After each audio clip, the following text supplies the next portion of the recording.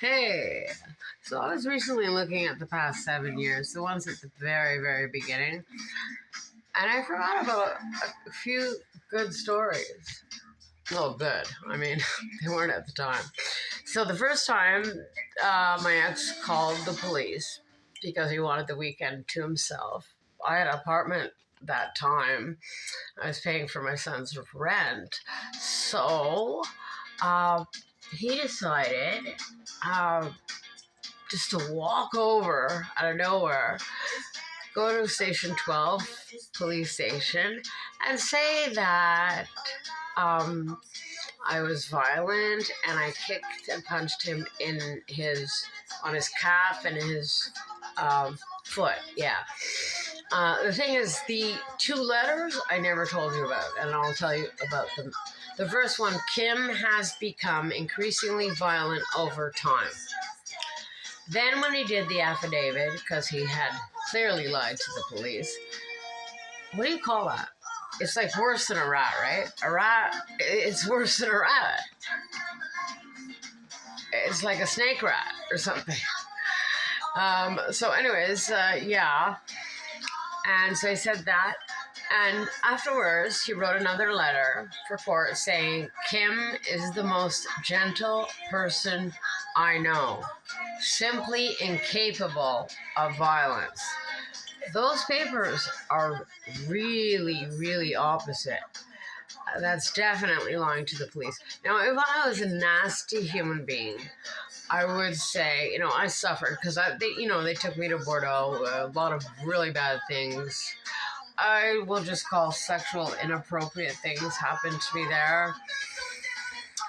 I did try to report it, but she said, "Why are you here?" And I was like so scared and traumatized, I just left. I did have a lot of these on tape, but I don't know where they are. Anyways, that's the story. So I think the third time I was there, the arson time at Christmas, when they kept on asking me what my ex-boyfriend's name. Well, yeah, we had a small breakup then, but were we ever together, really? It was in my own mind, but anywho, so I was there, and every day, and every few hours, what's your boyfriend's name? What's your boyfriend's name? I said, I don't remember. I think that's the only time I lied to the police. Nope, there's another time I'll tell you about Nova Scotia, because he was the driver and the owner of the car. I claimed something, and lo and behold, he had pocketed it, and the RCMP said, you are the most honest citizen we have ever come across.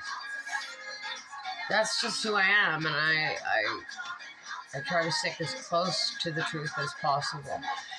Anyways, so the story goes as so. I was freezing. It's like minus 24. They took away my, warmer jacket because it had a hood. And they gave me this, it's an office jacket. It's an office suit. And it was so cold at the Palais de Justice. Oh my goodness. I was freezing. There was nobody else there. It was just me. It's always better when there's other prisoners. So obviously the judge was, when we get back to court, we'll get on that one. So they cop guards, I don't know what they were, downstairs at the Palace of Justice, said, "Oh, Madam Solomon, no smile." And I was dragging after 5 days. I was just awful. And I go, "What do you mean?" So I started, once I was in love, and I started, and I did a turn. I was cuffed at that point. I did a turn, because you go up 2 stairs to get in the paddy wagon. And so I went and singing the song, dancing, nobody's gonna break my spirit. And thanks to the first time when I went to Bordeaux, this man from Cotonage was so wonderful. They lost me at one point, and it was just crazy. I can't even believe it. It was a very, very bad experience. And I said, they're going to kill me. They're killing me. He said, no, they just want to break you. Don't let them break you. Don't. Just keep on. And another guard one time, actually, when we were running somewhere, I don't know, I don't really remember where it was. This guard says, Madame Salamon. So I look behind. He goes, Loge po, loge po. And those are the good guards. Those are like probably 10% of all the other megalomaniacs, that I shouldn't say mean things, but probably they didn't make it as police, so they picked the next best thing.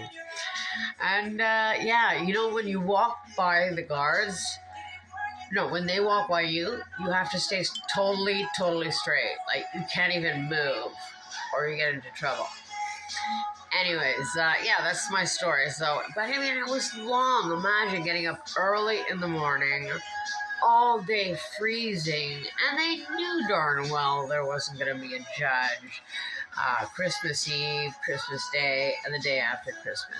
They weren't even allowed to keep me for 5 days. Anyways, I still haven't dealt with that, and I do have to, but I fear that these stories aren't going to get out, and nothing's going to be done. But my goal is to definitely